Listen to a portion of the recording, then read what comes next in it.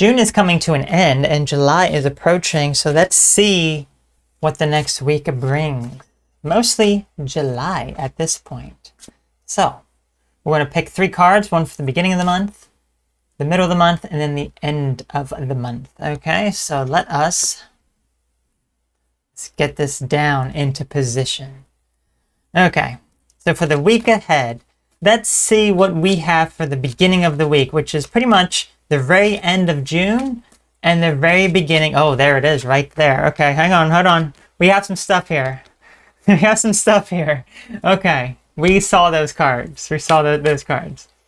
Okay, so that is the beginning of June here. I mean, the very end of June, the beginning of July.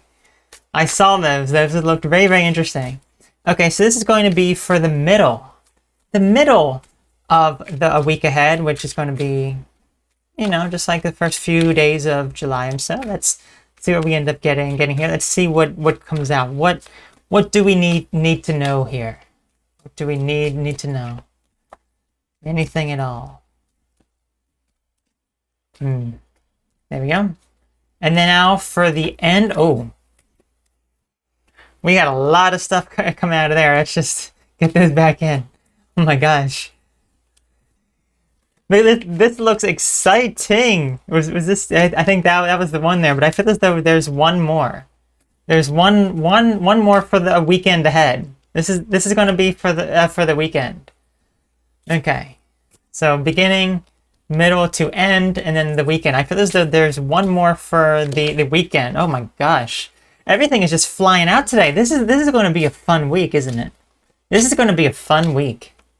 Weekend. Let's focus on the weekend ahead. What is going to happen this weekend? What is going to happen this weekend? Oh, there it is, just flying out. Okay. All right. This is going to be an exciting one. This is going to be an exciting one. Okay. That's there we go. So the beginning of the week, the very end of June, beginning of July here. So here are 2 cards that came out. We have here the Hierophant. There he is. Let me get him. Oh, it's so hard to tell where he is. There he is. The Hierophant. Then we have also the Ace of Wands. All right, so let's see what these cards mean here. So the Hierophant. Okay. So this is like a preacher type guy. This can be indicate a lot of perhaps positive things that may be going on within your life. Let's see here. All right, here he is. Indicate help from a wise, trusted person. Could be a mentor, teacher, religious figure. Usually, it could represent someone in a local community, but it's usually someone that you hold to some sort of high regard. So it could be related to larger institutions, government even. And it can represent traditional values, morals, and deeper meanings in life. So this can be something that is, maybe there's some sort of help that you're seeking out, and something could be related to this card here, which is the Ace of Wands here. So this is mostly about a new beginning that could be happening here. This is creation, willpower, inspiration, desire, new ideas that you're very excited about. It could be a career or business or orientated. So this could be maybe there's some sort of help that you need to get a new opportunity off the ground. New business venture that could be getting off the ground that maybe you would need to seek some help with, or you will be getting help with someone. New business venture. Let's say here. High degree of energy and action. A lot of strength, enthusiasm, and excitement. So it sounds like something very positive is going to be starting this next new week here. It can represent an entirely new way of life. Okay. It can indicate, let's say, when it comes to new relationships, it can indicate it's going to be a very good and passionate relationship as well. So something very, very positive could be starting. So let's see what about the middle to the end of the week here. We have the Eight of Cups here. So let's take a look here. This is a man who's turned his back. He's looking away from something. Okay? So the Eight of Cups. This can be walking away, leaving behind. Maybe this would be a good opportunity for you to think about the things that you want to leave behind here. The things that you want to ghost within your life. Okay? So abandonment even. So it can represent the emotional investment given previously, and maybe you're leaving it behind now.